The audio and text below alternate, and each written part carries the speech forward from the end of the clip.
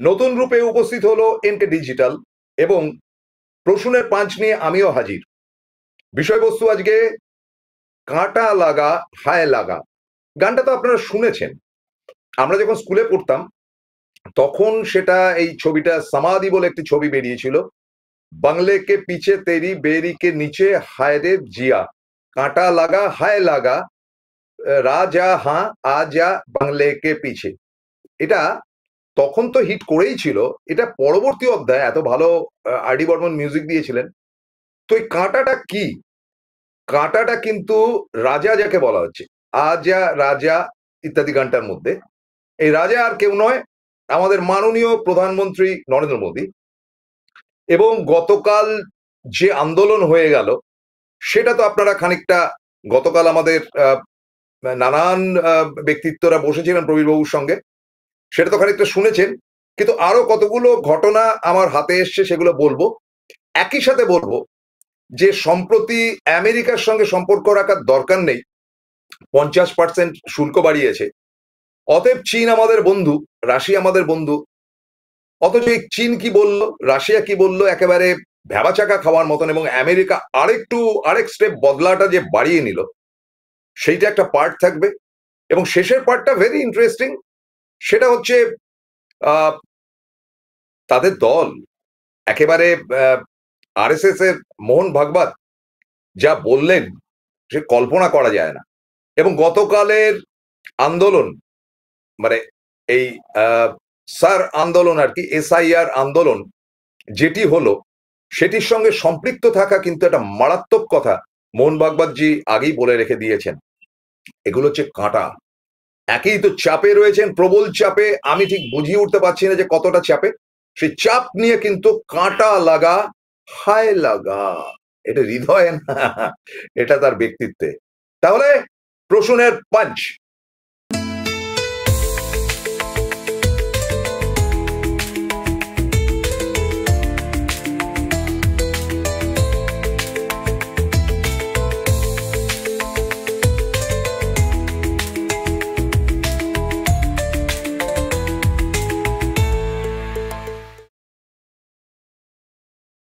নমস্কার, আদাব। শুরু করছি আজকের স্পেশাল অনুষ্ঠান, যেটার নাম হচ্ছে কাঁটা লাগা হায় লাগা। এটা বিখ্যাত গান, আপনারা জানেন, লতা মঙ্গেশকরের। এবং পরবর্তী অধ্যায়ে অনেকেই গানটা গেয়েছেন এবং এই মিউজিকটা কিন্তু দুর্দান্ত হয়েছে। তো আমি যেটা বলছিলাম যে ফার্স্ট পার্টে আমি কিন্তু সরাসরি গতকাল দিল্লির খবরটা বলবো না। ফার্স্ট পার্টটা শুনলে আগে সচকিত হয়ে যাবেন, তো প্রথম কাঁটাগুলো আগে লাগুক। তারপরে তো রাজ্যের বা দেশের সমস্ত দলগুলো, বিরোধী দলগুলো একাট্টা হয়ে কিভাবে নরেন্দ্র মোদীকে চেপে ধরেছেন, সে কাঁটা সামাল দিতে কিন্তু একেবারে দম বেরিয়ে যাবে। ইলিশ মাছের কাঁটা দেখেছেন, একেবারে পরতে পরতে, কিন্তু আমরা চিবিয়ে খেয়ে নিই। কিন্তু চিতল মাছের কাঁটা দেখেছেন? চিতল মাছের পেটি তো অনেকে খান, ভেরি কস্টলি। চিতল মাছের কাঁটা নিয়ে কিন্তু খাওয়া খুব ডিফিকাল্ট। তার থেকে কিন্তু মাছটাকে বার করে অনেকে চিতল মাছের মুইঠা তৈরি করে। তা এই মুইঠা কিভাবে নরেন্দ্র মোদী তৈরি করবেন, তার কাছে তার ফর্মুলা নেই। যদি কারোর কাছে থাকে আপনারা পাঠিয়ে দিতে পারেন। চলে আসি আলোচ্য বিষয়ের মধ্যে। প্রথম ব্যক্তিত্ব যিনি, তিনি একবারে দলের সর্বোচ্চ, দল বলতে না, সংগঠনের সর্বোচ্চ, মোহন ভাগবতজি। কি বলেছেন ছবিটা দেখলেই বুঝতে পারবেন যে তিনি সরাসরি বলেছেন যে কি চলছে দেশে, শিক্ষা, স্বাস্থ্য, সব জায়গাতেই অবনতি। এর আগে তিনি কি বলেছিলেন? এই যে কথাটি তিনি বললেন মোহন ভাগবতজি, যে শিক্ষা এবং স্বাস্থ্যতে অবনতি, কাকে বললেন? সরাসরি নরেন্দ্র মোদীকে বললেন। এবং এই কাঁটাটা যে আসবে এটা কিন্তু কল্পনাও করা যায় না।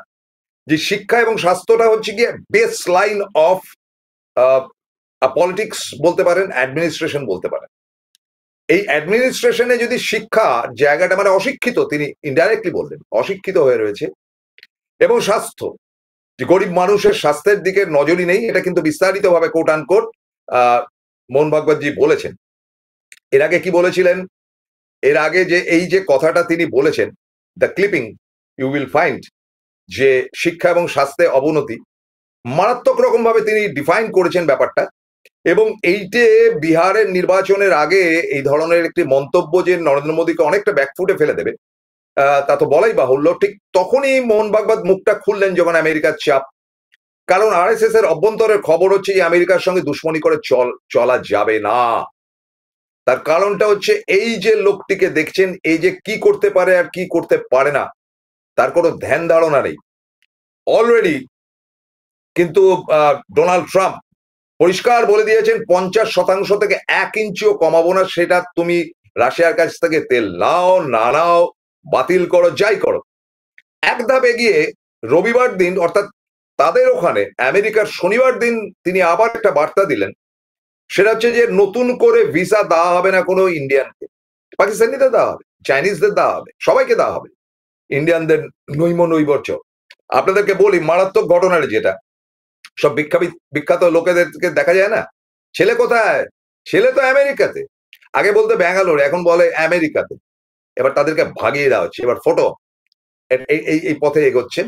যাদের ভিসা এ ক্যাটাগরি, মানে বেস্ট ক্যাটাগরির ভিসা যাদের, তাদের একমাত্র অ্যালাউ করা হচ্ছে, আদারওয়াইজ বাকি সবাইকে মানে ফটো। এটা একটা বিরাট ব্যাপার। ইতিমধ্যেই বণিক সভা বা ব্যবসায়িক মহল কিন্তু নরেন্দ্র মোদীর উপর বেমাক্কা খেপে গেছে আমেরিকার এই ব্যাপারে। এবং তিনি রাশিয়ার সঙ্গে তেলের চুক্তি করবেন, তেল তো আর লোকে খাবে না, এবং তেলের চুক্তি করলেই যে সমস্ত সলিউশন হবে এমন না। এই যে চায়নার সঙ্গে তিনি বলেছেন যে চায়নার সঙ্গে আমরা চুক্তি করব, তিনি বলেননি, তিনি তো নিজে বলতে পারেন না, অন্যদের দিয়ে বলাচ্ছেন।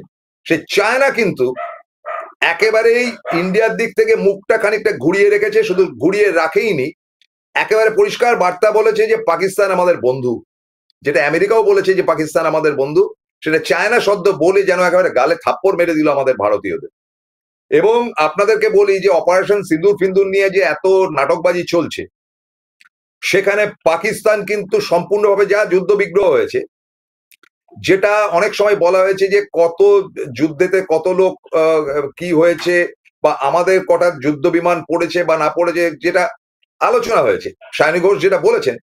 তো সেই জায়গাটা থেকে কিন্তু একটি বার্তা পরিষ্কার, যে সমস্ত রকম মডার্ন টেকনোলজি দিয়ে পাকিস্তানকে এই সাম্প্রতিক যুদ্ধে সাহায্য করেছিল চীন। মানে ভারতের সঙ্গে কিন্তু চীনের পাকিস্তানের যুদ্ধটা হয়নি, মানে যুদ্ধ যাই হয়ে থাকুক না কেন গত মাসে, সেটা হয়েছিল চীনের সঙ্গে ভারতের। এবং সেই কথাটা কিন্তু ভারতের কূটনীতিকরা প্রত্যেকে জানে, নরেন্দ্র মোদী তো বিস্তর জানে, ব্যবসায়িক মহল জানে, সেখানে চীনের সঙ্গে ব্যবসা করার প্রশ্ন আসছে কি করে, এবং আমেরিকার সাবস্টিটিউট চীন হয় কি করে। ফলে চীন কিন্তু পরিষ্কার বার্তা দিয়েছে যে পাকিস্তান আমাদের বন্ধু। আমেরিকা ইতিমধ্যেই বলেছে যে আমাদের বন্ধু পাকিস্তান, পাকিস্তানকে সব রকম আমরা কিন্তু সহযোগিতা করব। এবং ইউনুস সাহেবের উপর যে এত চটা বাংলাদেশের ইউনুস, সেই ইউনুসকেও কিন্তু ক্ষমা করে দিয়েছে ডোনাল্ড ট্রাম্প, বলে কোনো ব্যাপার না, ওদের সঙ্গে আমাদের ট্যাক্সেবিলিটি যা রয়েছে সেটাকে আমরা ডাউন করে দেবো। শুধু হচ্ছে গিয়ে দফা এক দাবি এক, আমেরিকার দফা এক দাবি এক, নরেন্দ্র মোদীর পদত্যাগ। এটা ডাইরেক্ট না বললেও ডোনাল্ড ট্রাম্প কিন্তু প্রত্যেক দিন পড়তে সারা বিশ্বের কাছে খবরটা দিচ্ছে। আর আমাদের গদি মিডিয়া থেকে সংবাদপত্র, এইবার নরেন্দ্র মোদী ঘুরে দাঁড়িয়েছেন, এইবার তিনি জবাব দিচ্ছেন। কোথায় দিচ্ছেন? নরেন্দ্র মুখ থেকে একটা শব্দ এসছে, তিনি বলেছেন কৃষি ক্ষেত্রে আমরা এগিয়ে থাকবো। বরং যাকে নিয়ে আজকে ট্রাবলটা হচ্ছে, যাকে নিয়ে সমস্যা হচ্ছে, সে নীতিন গডকরি মুখ খুলে বলেছেন যে কে কোথা থেকে কি বলছে জানি না, কিন্তু আমাদের দেশ এগিয়ে চলবে। অর্থাৎ যদি ইনস্ট্রাকশন নরেন্দ্র মোদীর হয়ে থাকে যে আমেরিকা নিয়ে কেউ মুখ খুলো না, নীতিন গডকরি সেটাকে পাত্তা দেননি, তিনি মুখ খুলেছেন, এবং মুখ খুলেছেন সেটা ক্ষতির দিকেই যাবে, তা সত্ত্বেও মুখ খুলেছেন। এবং মুখ খোলার ফলে যেটা দাঁড়াচ্ছে, আজকে বিশ্ব ব্রহ্মাণ্ডের প্রথম বিশ্বের দেশগুলো যারা আমেরিকার সঙ্গে সখ্যতা নিয়ে চলে, অর্থাৎ Britain, Germany, France, Australia, Canada ইত্যাদি ইত্যাদি দেশ, কানাডাকে যদিও আমরা প্রথম বিশ্বে ফেলি না, তারা ভারতের পাশে অ্যাজ সাচ কেউ নেই। সুতরাং আমেরিকার সঙ্গে ব্যবসা করব না, ওর সঙ্গে করব, বিকল্প বলে কিছু হয় না। আর রাশিয়ার কাছ থেকে তেল কিনতে পারবে না বলে যে আমেরিকা হুমকি দিয়েছে, আপনাদেরকে বলি, ভেরি ভেরি ইন্টারেস্টিং, শুনে নিন, আপনার পারলে খবরটা দেখে নেবেন। সে রাশিয়া কিন্তু লিকুইড কেমিক্যালস ইত্যাদি আমেরিকাকে সাপ্লাই করছে। আমেরিকা দিব্যি কিনছে, খালি বলছে কার কাছে কি কিনবো জানি না, কিন্তু ভারতকে আমরা চাপে রাখবো। একটাই রাগ আমেরিকার, এবং তারা যে কোনো ভাবেই হোক আদানিকে গ্রেপ্তার করার জন্য যা যা করা সম্ভব প্রত্যেকটি প্ল্যান করছে, এবং তাতেই করে থরহরি কম্পমান নরেন্দ্র মোদীজি বলেই সংবাদ মাধ্যমের মানে যারা সৎভাবে পোর্টাল বা চালাচ্ছেন তাদের কিন্তু এই একটি বার্তা, জল খেয়ে তো লাভ নেই। ফলে বার্তা কিন্তু খুব পরিষ্কার, আদানিকে যে করেই হোক কিন্তু গ্রেপ্তার করার সময় এসে গেছে, 6 মাস কাটতে চললো, এবং আদানিকে গ্রেপ্তার যদি করে নিয়ে এখান থেকে তুলে নিয়ে যায় আমেরিকা বা কোনো কিছু করে, তাতে করে কিন্তু একটি ব্যাপার পরিষ্কার, আদানিকে কিন্তু মুখ খুলতে হবে। এবং আদানি এতটাই ভয় পেয়ে রয়েছেন যে আদানির নাকি ইদানিং পেটের গন্ডগোল চলছে, মানে লুজ মোশন চলছে, এবং সম্প্রতি ইরান থেকে যে তেলটা আসতো সেটা আদানির যে জাহাজ ঘাট সেখানে জমা হতো, এম দিয়ে না বি দিয়ে কি নাম আগের দিনও মনে পড়েনি, এবং সেই তেলটাকে আনা নেওয়া করতো আদানি। একটা কোম্পানি তৈরি হয়েছিল, সেখান থেকে আদানি গত সপ্তাহেই রিজাইন করে বলে আমি ওর মধ্যে নেই। আদানির কাঁপুনি শুরু হয়ে গেছে যে কবে অ্যারেস্ট হয়। যেভাবে সিবিআই আর ইডি দিয়ে চমকানি ধমকানি দেওয়া হচ্ছে না, সেভাবে কিন্তু আমেরিকা তার এফডিআই কে নামিয়ে দিয়েছে যে আদানিকে কি করে গ্রেপ্তার করতে হয় দেখে নাও। এবং আদানি যে কোটি কোটি কোটি কোটি ডলারের স্ক্যাম করেছে তাতে তাকে তুলে নিয়ে যাওয়াটা ম্যাটার অফ টাইম, এবং যে মুহূর্তে তুলে নিয়ে যাবে সঙ্গে সঙ্গে আদানির মুখ থেকে একটি শব্দ, একটি নামই বেরিয়ে আসবে। আতঙ্ক সেই জায়গাতেই, নরেন্দ্র মোদী তার গদি রাখতে পারবেন কিনা, কাঁটা লাগা হায় লাগা পার্ট এই জায়গাটাতেই। না না এই সুখ থাকবে না, সমুদ্র পাড়টার না। অনেকেই বলছেন যেটা আলটিমেটলি তার পছন্দ মতন কোন প্রধানমন্ত্রীকে তিনি যদি গদিতেও বসান, এবারে সেটা অমিত শাহ ছাড়া অ্যাজ কেউ নেই, তাও অমিত শাহ যে কখন পাল্টি মারবে তার কোনো গ্যারান্টি নেই। সেটা যদি হয়, তা ছাড়া যদি কেউ হয়, তাহলে কিন্তু ওই রেলিং এর মধ্যে মোদীকে প্রবেশ করতে হবে। এবার একটা বিরতিতে যাচ্ছি, বিরতির পর আমরা আসবো কাঁটা লাগা 3-তে। দুটো তো বললাম, দেশ এবং বিদেশের ব্যাপারটা। কাঁটা লাগা 3টা হচ্ছে গিয়ে ইন্ডিয়া জোট গতকাল যে দাপট দেখালো তাদের বক্তব্য দিয়ে আমরা প্রবেশ করব দ্বিতীয় ভাগে। যাবেন না, আর প্রত্যেকে শেয়ার করবেন, প্রত্যেকে কমেন্ট করবেন। Thank you very much. একটা বিরতিতে যাচ্ছি, ফিরছি খুব দ্রুত, সঙ্গে থাকুন। Welcome to the world of civil business.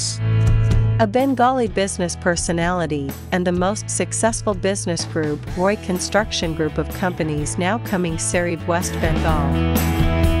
Mr. Anup Roy, the managing director of the Roy Construction Group company, ready to serve his native land, the mother Bengal.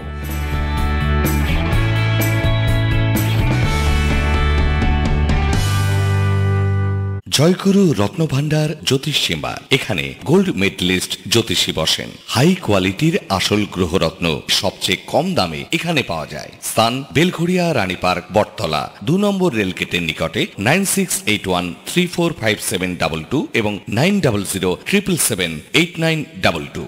Found Kolkata's first ever sweet shop serving so unique items like Dab Malai Curry, Motichur Truffle, Gajor Borfi, Dab Kalakand, and I had to try them. শুধু তাই নয়, শক্তিগড়ের ল্যাংচা, বর্ধমানের সীতাভোগ, মালদার পোস্তকদম, বহরমপুরের ছানা বড়া, এগুলো সবকিছু খেতে হলে আর এত দূরে যেতে হবে না। সুন্দরিনী ন্যাচারালসে পেয়ে যাবে পশ্চিমবঙ্গের বিখ্যাত 10টা জেলার মিষ্টি all under the same roof. এদের বেস্ট সেলার্স কচি ডাবের শাঁস দিয়ে বানানো ডাব মালাইকারি আর কলা পাতায় মোড়া গুড়ের সন্দেশ পাতুরি আর আ মাস্ট ট্রাই।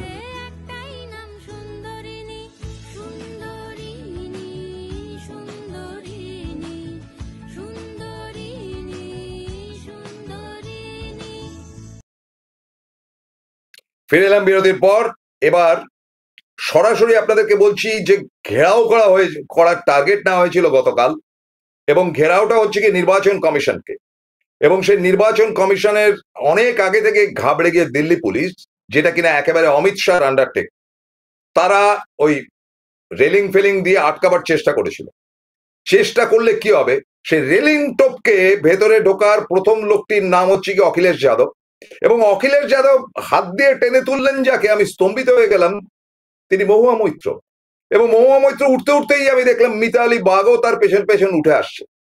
এবং অভূতপূর্ব ব্যাপার, এই যে ঘটনাগুলো ঘটেছে এবং এই যে পরম্পরায় ব্যাপারটা, কালকে মানে অনুপস্থিত ছিলেন অভিষেক বন্দ্যোপাধ্যায়, অনুপস্থিত ছিলেন কল্যাণ বন্দ্যোপাধ্যায়। আমি জানি না কল্যাণ বন্দ্যোপাধ্যায় কেন অনুপস্থিত ছিলেন, কিন্তু অভিষেক বন্দ্যোপাধ্যায় নাকি গতকাল কোচবিহার এবং আদার ডিস্ট্রিক্ট নিয়ে কিছু ট্রাবল হচ্ছে, সেটা নিয়ে তার মিটিং ছিল। তবু আমি মনে করি অভিষেক বন্দ্যোপাধ্যায় যেভাবে দাপটে স্টার্টিং পয়েন্টটা করেছিলেন রাহুলের বাড়িতে, বা প্রেস মিডিয়ার কাছে যেভাবে দাপটে মুখ খুলেছিলেন, বা যেভাবে তিনি একেবারে কড়া অর্ডার দিয়ে দিয়েছিলেন যে এই সোমবারে যেন কেউ অনুপস্থিত না থাকে, সেটা কিন্তু অক্ষরে অক্ষরে প্রত্যেকে পালন করেছে। কিন্তু অভিষেককে খুব মিস করেছি, কারণ কালকে যেটা দেখলাম যে Rahul is the team leader, বিরোধী নেতা তো তিনি বটেই, এবং তিনি যেভাবে মিতালি বাগকে ধরে আস্তে আস্তে গাড়িতে তুললেন, বা যেভাবে মহুয়া মৈত্রর কাছে গিয়ে তাকে জল দেওয়ার চেষ্টা করলেন, যেভাবে সায়নী ঘোষ মানে হ্যাটস আপ টু হার যে টেরিফিক ব্যাপারটা করলেন, সেটার কোনো তুলনা হয় না। এবং অনেকদিন বাদে, মানে ভারতবর্ষ স্বাধীন হওয়ার বাদে একসাথে এতগুলো লোককে একসাথে জেলে পোড়া হলো, যেটা ইন্দিরা গান্ধীর আমলে জেলে পোড়া হয়েছিল পার্ট পার্ট করে, কিন্তু জেলে গেলেন কালকে প্রায় 200 জন। এবং জেলে গেলেন মানে হচ্ছে গিয়ে পরিষ্কার অমিত শাহ জেলে, বা আপনার নরেন্দ্র মোদীর জেলে। অর্থাৎ নরেন্দ্র মোদী কিন্তু জেলে পাঠিয়ে ছাড়লেন এন্টায়ার বিরোধীদের। এবং অভূতপূর্ব সমস্ত দৃশ্য আমি কালকে দেখলাম, যে যেখানে অখিলেশ যাদবের পার্টির একজন জল খাচ্ছে, তার হাত থেকে এ রাজা এসে জলের বোতলটা কেড়ে নিয়ে ফিক ফিক করে এসে সে জল খেতে আরম্ভ করলো। আমি দেখলাম শতাব্দী রায় হঠাৎ করে গল্প করছেন উদ্ধব ঠাকরের দলের একেবারে সঞ্জয় রাউতের সঙ্গে, খুব গভীরভাবে কিছু একটা আলোচনা করছেন।